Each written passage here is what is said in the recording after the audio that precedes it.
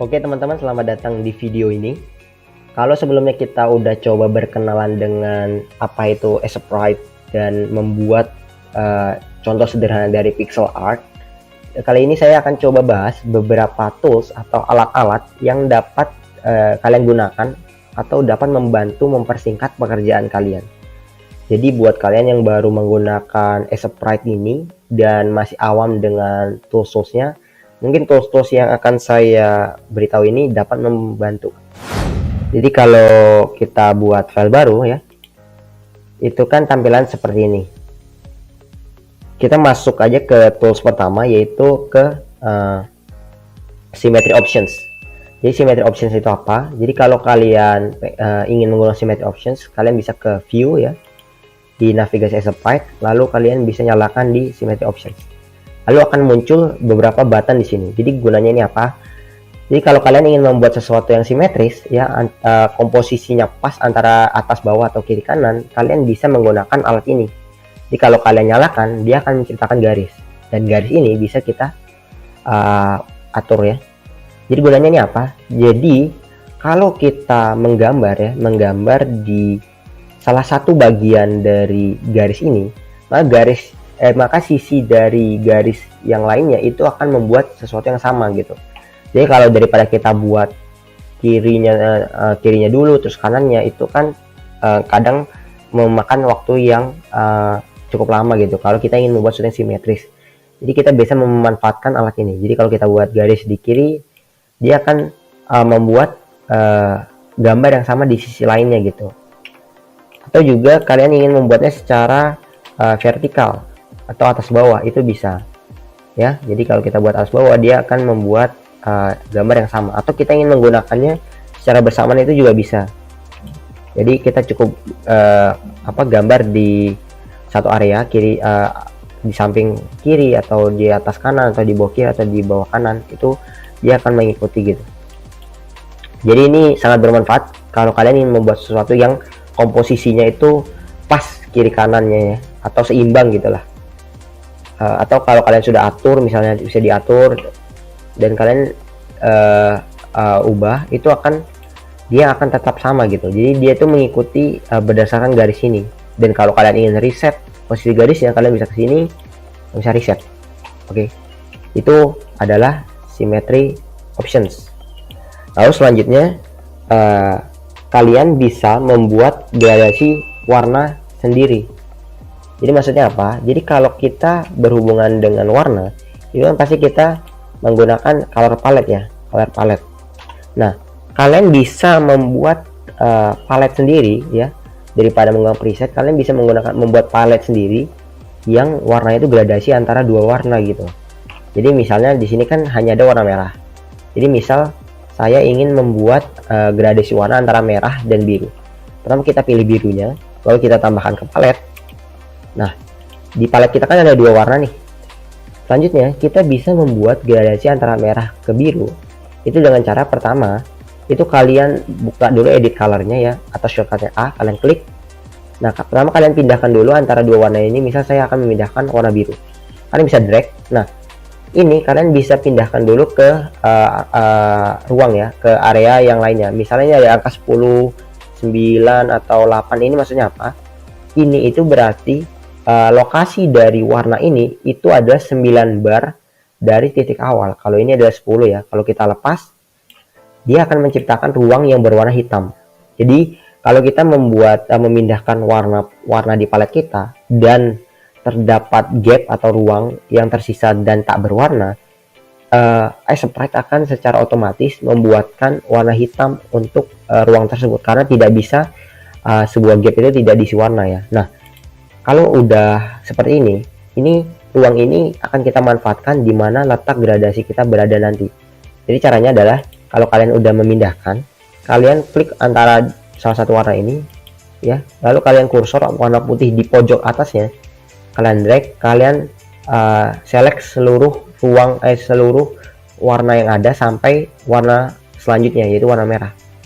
Kalau kalian sudah lepas, nanti akan ada border yang menunjukkan bahwasanya kita menselect seluruh area ini. Kalau sudah, kalian tinggal klik short and gradient atau icon panah ini, Lalu kalian klik gradient. Nah, secara otomatis dia akan membuat gradasi warna antara merah ke biru dan menyesuaikan ruang yang ada ya. Jadi kalau kita ulang, kalau kita misalnya ingin membuat biru, misalnya kita kunci dulu, kita pilih warna hijau, kita klik, lalu kita edit lagi, kita pindahkan ini, kita pindahkan bisa di sini ya teman-teman ya, bisa di sini deh, di 20. Ini akan menciptakan ruang. Kalau kita select ya, kita select, lalu kita show gradient, kalau kita klik, dia akan menyesuaikan ruang yang ada dan menciptakan gradasi antara biru ke hijau. Itu adalah bagaimana kita membuat gradasi warna antara dua warna secara custom ya, atau manual. Lalu selanjutnya ada adjustment tools atau alat untuk memodifikasi warna di kanvas yang sudah kita buat. Jadi kalau di sini saya ada gambar ya, ada gambar yang sudah saya buat. Jadi adjustment tools itu apa? Kalau kita ke edit, di sini ada yang namanya adjustments.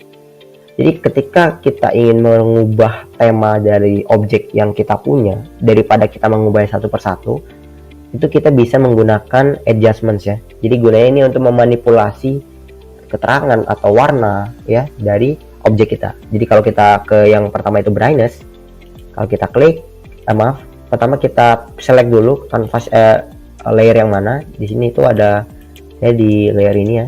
Lalu kita ke adjustments, ke brightness. Nah di sini akan mengeluarkan kotak di mana kita bisa mengatur brightness atau keterangan dan kontras atau sederhananya adalah kepekatan ya. Jadi kita bisa atur sesuaikan dengan yang kita inginkan gitu. Dan juga kontrasnya juga kita bisa atur, atau kepekatan lah. Kita bisa atur kepekatan warnanya. Jadi ini sangat membantu ya. Dan juga selain brightness atau kontrasnya, kita juga bisa mengatur warnanya ya, atau warna dari objek yang kita ingin, yaitu di adjustment tadi di hue atau saturation. Jadi kalau kita klik, dia akan mengulang kotak lagi, dan ini ada tampilan dimana kita bisa mengatur warnanya. Jadi kalau kita H ini kita geser, dia akan mengubah warna dari objek kita secara keseluruhan. Jadi kalau kita ingin mengganti temanya dengan mudah, itu bisa. Dan di sini juga ada pengaturannya gitu, ada HSV, ada HSL. Jadi HSLA ini adalah hue, saturation, lightness, and alpha. Kalau V ini adalah value ya. Dan ini juga kita bisa atur mau RGB atau mau jadi kita bisa atur mau semuanya atau mau warna yang spesifik gitu. Itu tadi adjustments ya. Dan juga di adjustment satu lagi kita juga bisa atur melalui color curve atau kurva warna. Jadi kita bisa tarik ini. Jadi dia tuh bisa mengatur juga warna sekaligus kepekatan, keterangan ya melalui kurva ini. Jadi kalau kita lihat tuh hasilnya, ini kalau pengen lebih dark, ini lebih berwarna. Ini juga kita bisa atur kegelapan atau keterangannya. Dan kita juga bisa mengatur spesifik warna atau secara keseluruhan di adjustments ini. Itu di adjustments. Selanjutnya itu ada yang namanya grid. Sebenarnya ini udah dibahas sedikit di video sebelumnya tentang grid, tapi grid ini saya ingatkan lagi juga cukup bisa membantu kita ketika kita ingin membuat sesuatu gitu. Jadi untuk menyalakan grid, kalian bisa ke view, lalu ke grid ini ya, lalu ada grid settings. Nah ini grid settings ini kita bisa atur. Jadi ketika kita nyalakan, kita atur, kita bisa atur sesuai dengan width dan height. Di sini tidak ada grid karena grid setting kita diatur lebaran 16 dan tingginya 16. Maksudnya itu adalah lebar dari tiap kotak gridnya dan tinggi tiap kotak gridnya.